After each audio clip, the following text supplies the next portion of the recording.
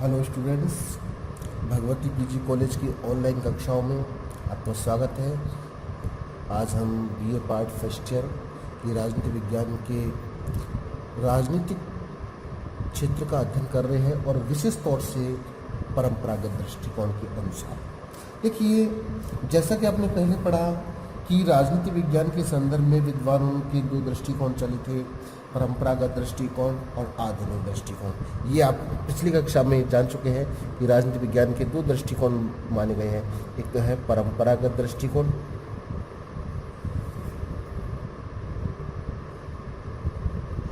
और दूसरा दृष्टिकोण था अपना आधुनिक दृष्टिकोण। आधुनिक दृष्टिकोण। अब चूंकि हम पढ़ रहे हैं परंपरागत दृष्टिकोण, परंपरागत दृष्टिकोण के अनुसार राजनीति विज्ञान के अध्ययन को निम्न भागों में बांटा था। जैसे पहले बताया था कि परंपरागत दृष्टिकोण के अनुसार राजनीति विज्ञान केवल राज्य का अध्ययन करता है, तो दूसरे विद्वानों ने माना कि परंपरागत दृष्टिकोण के अनुसार राजनीति विज्ञान सरकार का अध्ययन करता है, तो तीसरे ने माना कि राजनीति विज्ञान राज्य व सरकार दोनों का अध्ययन करता है। तो देखिए, राज्य का अध्ययन, तो दूसरे विद्वानों ने राज्य सरकार का माना और तीसरों ने राज्य व सरकार।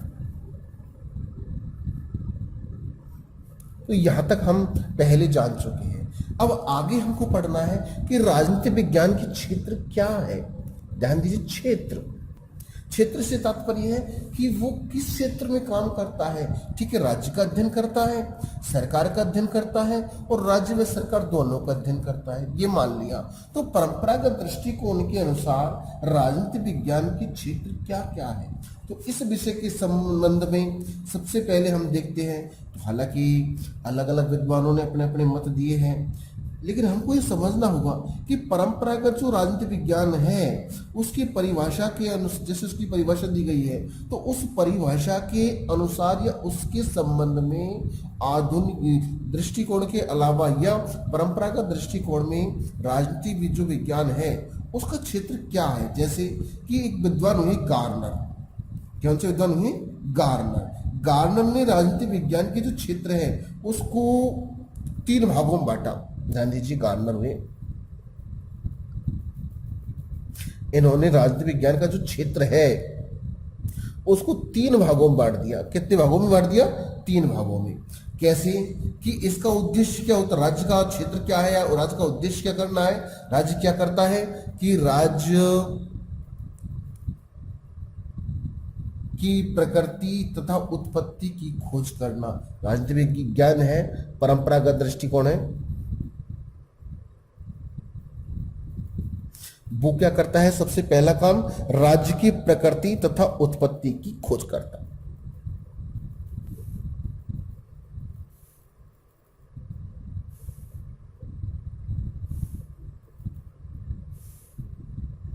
तो पहला कि राजनीति विज्ञान है जो राज्य की, राजनीति विज्ञान का जो क्षेत्र है गार्नर के अनुसार, कि राजनीति विज्ञान का पहला काम या उसका क्षेत्र क्या है, राज्य की प्रकृति क्या रही है, उसकी उत्पत्ति क्या है, उसका क्षेत्र करना। और दूसरा उद्देश्य क्या बताया, या उसका दूसरा क्षेत्र कहता है कि राजनीतिक जो संस्था है उनके स्वरूप, इतिहास और उसके विभिन्न रूपों का वर्णन करना। तो उसको हम संक्षिप्त रूप में ले सकते हैं कि राजनीतिक जो संस्थाएं हैं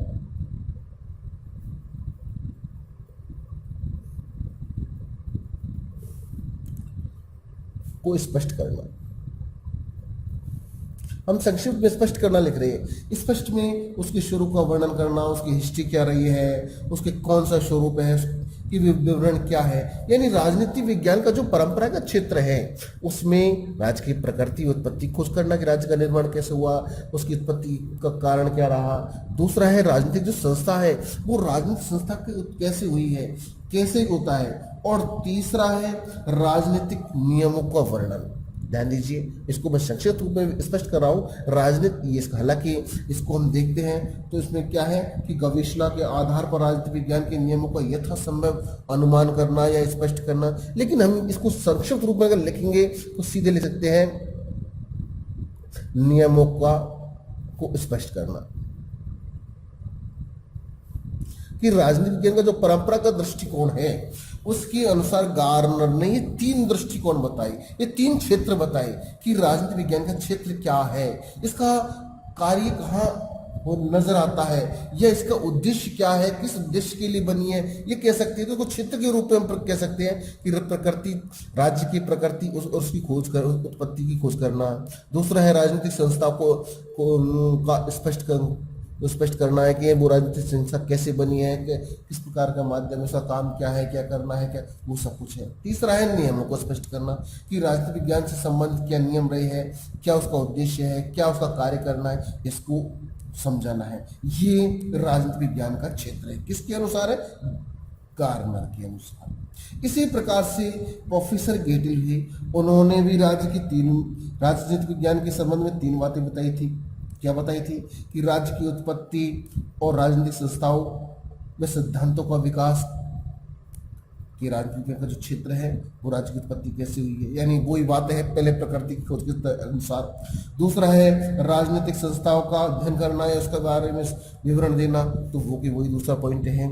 और तीसरा है कि राज्य के भावी अथवा आदर्श स्वरूप का निश्चित करना, तो वो भी संबंधित यही है कि कुल मिला के अगर देखा जाए तो राजनीतिक विज्ञान जो परंपरागत दृष्टिकोण के अनुसार है वो इन्हीं नियमों पर, इन्हीं सिद्धांतों पर टिकी हुई है कि राजनीतिक विज्ञान क्या उद्देश्य क्या है, कि राज्य की उत्पत्ति कैसे हुई है, कैसे राज्य बना है, राजनीतिक संस्थाओं का आधार क्या है, उनका विवरण क्या है, और उनके द्वारा क्या नियम होता है, क्या बनना चाहिए, क्या सिद्धांत होता है। तो ये जो धारणाएं हैं ये राजनीति विज्ञान के क्षेत्र है। अब आगे हम देखते हैं तो 1948 की बात है, ध्यान दीजिए। 1948 में संयुक्त राष्ट्र संघीय शैक्षणिक, वैज्ञानिक और सांस्कृतिक संगठन UNESCO के तत्वाधान में संपूर्ण विश्व में राजनीतिक जो विद्वान थे, ध्यान दीजिए, संसार के जो विशेष राजनीतिक शास्त्री थे, राजनीति के जो विद्वान थे, उन्होंने एक सम्मेलन किया और उनके अनुसार ये स्पष्ट किया कि राजनीति का क्षेत्र क्या होना चाहिए। समस्त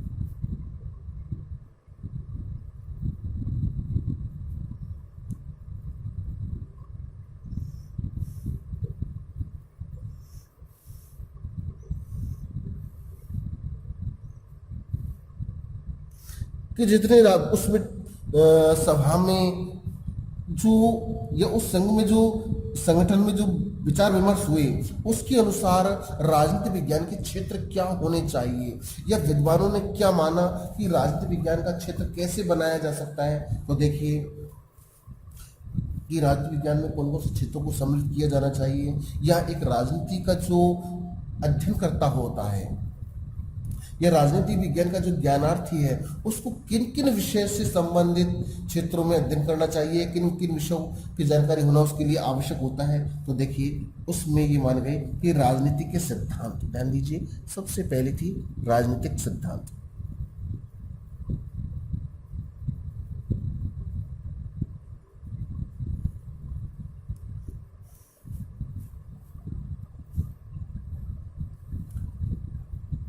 उस सम्मेलन में यह निर्णय लिया गया कि राजनीति के जो सिद्धांत है, जो राजनीतिक विचार है, राजनीतिक जो सिद्धांत है या राजनीति के जो विचार हैं, उन सभी विचारों को इतिहास कैसा क्या रहा, किस प्रकार से वो बने हैं, कौन कौन से माध्यम से वो बनाए गए हैं, इन सभी का अध्ययन भी राजनीति के अध्ययन के क्षेत्र में शामिल होना चाहिए। ये उस सम्मेलन में प्रस्ताव आया।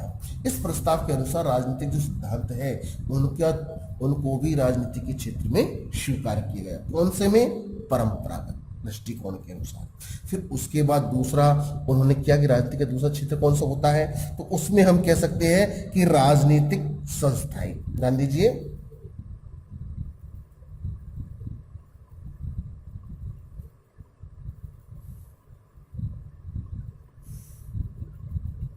राजनीतिक संस्थाएं कि जो राजनीतिक संस्था होती है जो कैसी भी है, ध्यान दीजिए, राजनीति जो राष्ट्र संविधान सभा है, संविधान से संबंधित जो संस्था है, वो प्रादेशिक है या स्थानीय है, जैसे भी जो राजनीतिक संस्थाएं है जिनका कार्य राजनीतिक जीवन से संबंधित है। कौन सा? ध्यान दीजिए, हम राजनीति पढ़ रहे हैं तो मानव जीवन की राजनीति संबंधित जो विषय होती है उन सभी विषयों को राजनीति में सम्मिलित किया गया। तो उन राजनीतिक संस्थाओं का विवरण है, इतिहास है, किस प्रकार से उनको बनाया जाता है, उनका कार्य क्या है, उन सभी को राजनीति के क्षेत्र में सम्मिलित किया जाना चाहिए। तीसरा उन्होंने जो क्षेत्र स्पष्ट किया वो है राजनीतिक दल, दबाव समूह और लोकमत। ध्यान दीजिए,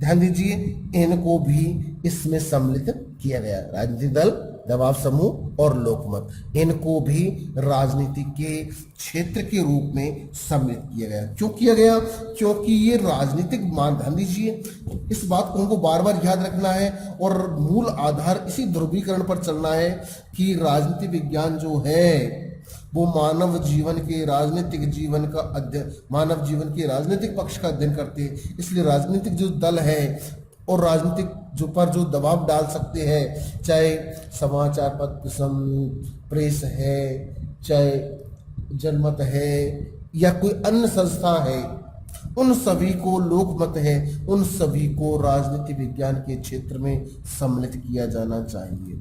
और चौथा जो विषय है राजनीतिक क्षेत्र का वो माना गया अंतर्राष्ट्रीय संबंध।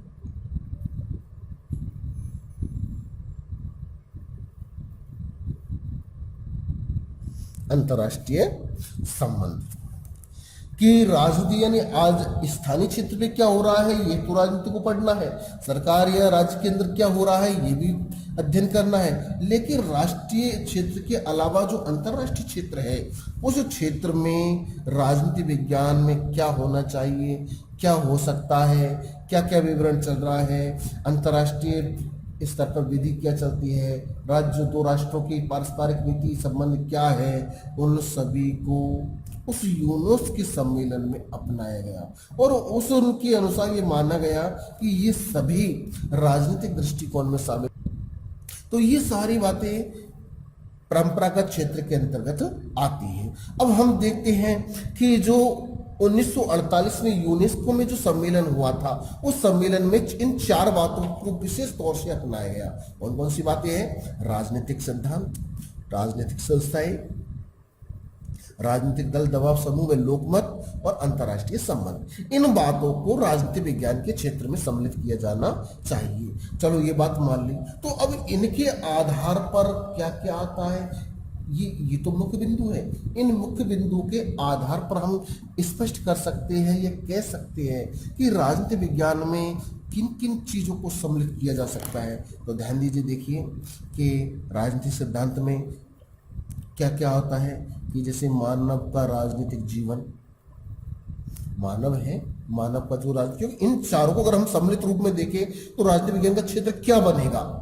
ये तो बिंदु के रूप में चार दे दिए कि चलो राजनीतिक सिद्धांत का अध्ययन कर लिया, संस्थाओं का अध्ययन कर लिया, दलों कर दिया, तो राजनीतिक सिद्धांत क्या है, बनाने वाला कौन है, किसके लिए बनती है राजनीतिक सिद्धांत? मानव के लिए, मनुष्य के लिए। राजनीतिक संस्था किसके लिए बनती है? मनुष्य के लिए। किसके द्वारा बनाई जाती है? मनुष्य के द्वारा बनाई जाती है। किसके माध्यम से बनती है? मनुष्य के माध्यम से बनाई जाती है। भागीदार कौन होता है? वो मानव होता है। तो ये भी है। अगर राजनीतिक दल का बात करते हैं तो दल का सदस्य कौन होता है? मानव होता है। दल किसके लिए बनता है? मानव कल्याण के लिए बनते हैं। दलों का लीडरशिप या नेतृत्व कौन करता है? तो मानव करता है। तो अंतर्राष्ट्रीय संबंध किसके लिए बनते हैं? अंतर्राष्ट्रीय कानून किसके लिए है? मानव के लिए। किसकी सफलता किसके उद्देश्य के लिए? किसके जन कल्याण के लिए? तो मानव कल्याण के लिए। तो अब ये हम देखते हैं तो आधार क्या बनता है? मानव का अध्ययन। इस आधार पे क्या है कि राजनीति विज्ञान का जो क्षेत्र है मानव का राजनीतिक जीवन का अध्ययन होता है। इस आधार पर हमारा पहला जो बिंदु सामने प्रकट होता है तो वो है मानव का राजनीतिक जीवन। ध्यान दीजिए,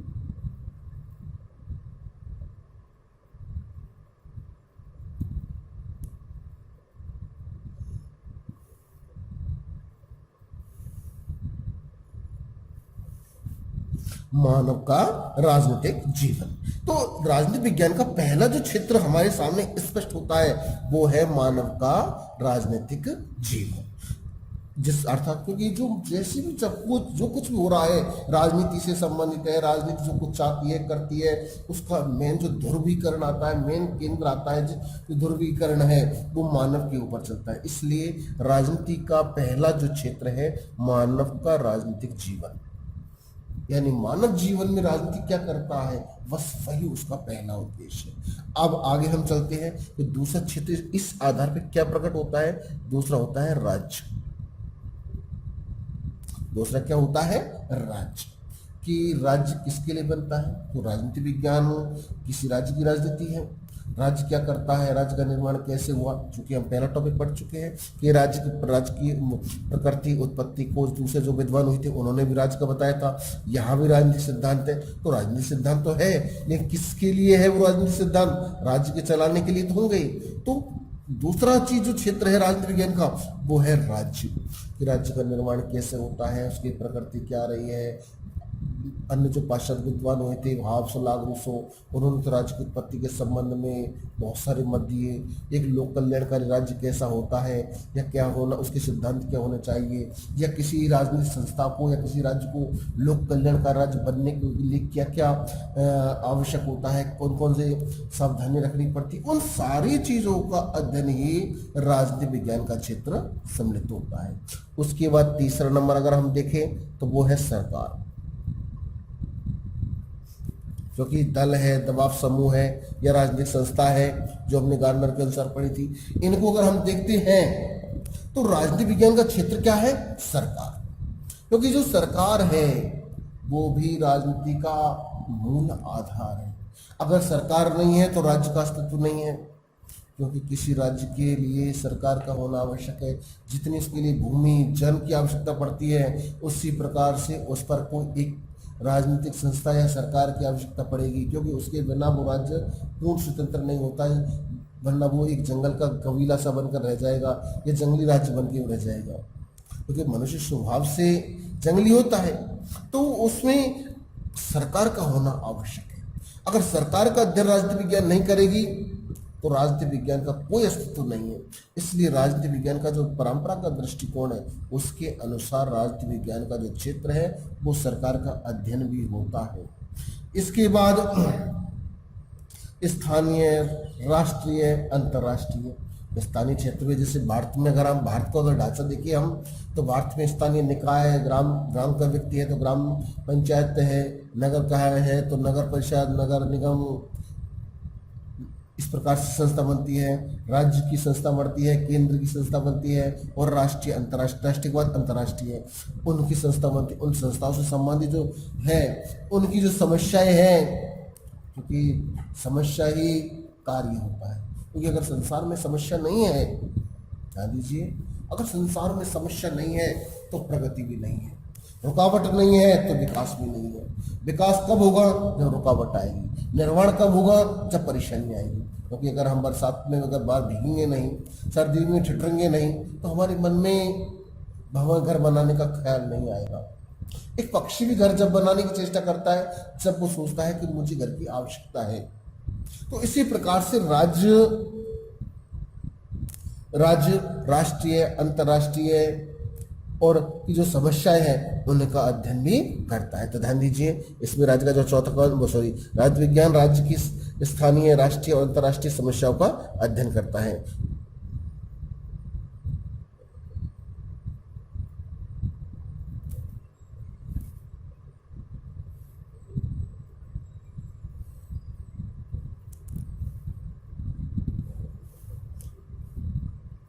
राष्ट्रीय, अंतर्राष्ट्रीय और क्षेत्रीय की जो समस्या है वो भी राजनीति विज्ञान के अंतर्गत आती है। लेकिन ध्यान दीजिए, ये समस्या अन्य नहीं, राजनीति से संबंधित है। राजनीतिक समस्या है उनका अध्ययन है। अच्छा, उसके बाद है विचारधारा। अगला हमारा टॉपिक कौन सा आता है, विचारधारा।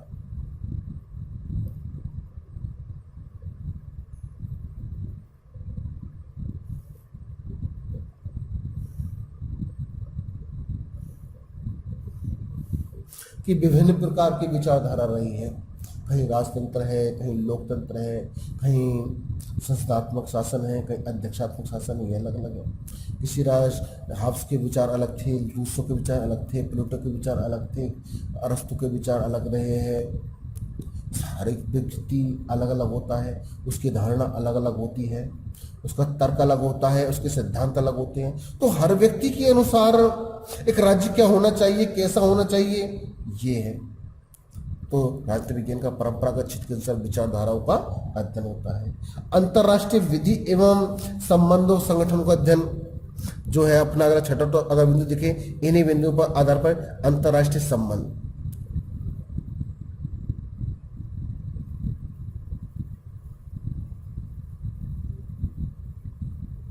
अंतरराष्ट्रीय क्षेत्रों में दो देशों में क्या पारस्परिक संबंध रहे हैं।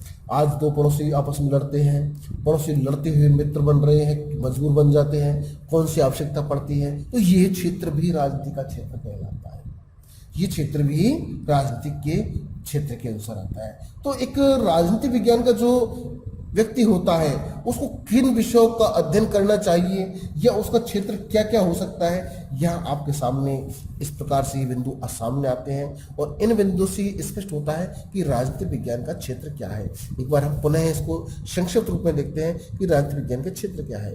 तो परंपरागत दृष्टिकोण और दो दृष्टिकोण रहे हैं, आधुनिक दृष्टिकोण। ये हमको आधुनिक दृष्टिकोण को बाद में पढ़ना है। परंपरागत दृष्टिकोण के अनुसार क्या होता है कि परंपरागत दृष्टिकोण में राज्य का अध्ययन माना गया है, सरकार का अध्ययन माना गया है, राज्य में सरकार का अध्ययन माना गया है। कुछ विद्वान ये मानते हैं कि राज्य का अध्ययन करना ही राजनीति विज्ञान का उद्देश्य है, कुछ सरकार का मानते हैं, कुछ राज्य में सरकार, दोनों का अध्ययन मानते हैं। इस आधार पर उनका क्षेत्र का अध्ययन करते हैं। तो जो गार्नर थे, ध्यान दीजिए, गार्नर थे, उन्होंने 3 क्षेत्र बताए।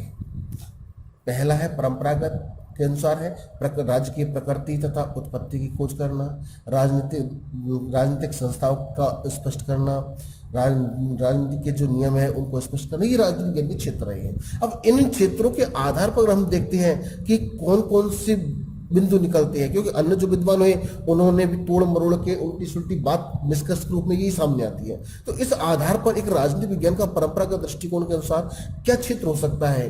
और 1948 में जो यूनेस्को विश्व सम्मेलन हुआ था, उन आधार पर भी अगर हम देखते हैं तो उस आधार पर इन बिंदुओं को सामने आता है कि राजनीति विज्ञान के क्षेत्र क्या आते हैं। कि राजनीति विज्ञान के सिद्धांतों को अध्ययन करना है, राजनीतिक संस्था को अध्ययन करना है, राजनीति विज्ञान के दल दबाव समूह और लोकमत का अध्ययन अंतर्राष्ट्रीय। तो इन आधार पर ही क्या स्पष्ट निकलता है कि राजनीति विज्ञान का क्षेत्र क्या निकला कि मानव जीवन के मानव का राजनीतिक जीवन का अध्ययन करना, राज्य का अध्ययन करना, सरकार का अध्ययन करना, समस्याओं का अध्ययन करना, विचारधाराओं का अध्ययन करना, अंतर्राष्ट्रीय क्षेत्रों का अध्ययन करना। तो ये इन क्षेत्रों के बारे में सुझाव देना, क्या चल रहा है, क्या होना चाहिए, क्या क्या दृष्टिकोण है, इन सभी का अध्ययन राजनीति विज्ञान का क्षेत्र है। तो आज का हमारा इस बिंदु का मूल उद्देश्य है और यही क्षेत्र आप एग्जाम में लिख सकते हैं। इन आधार पर ही राजनीति विज्ञान का उद्देश्य निर्धारित होता है और इन बिंदु के आधार पर ही राजनीति विज्ञान कार्य करती है। धन्यवाद।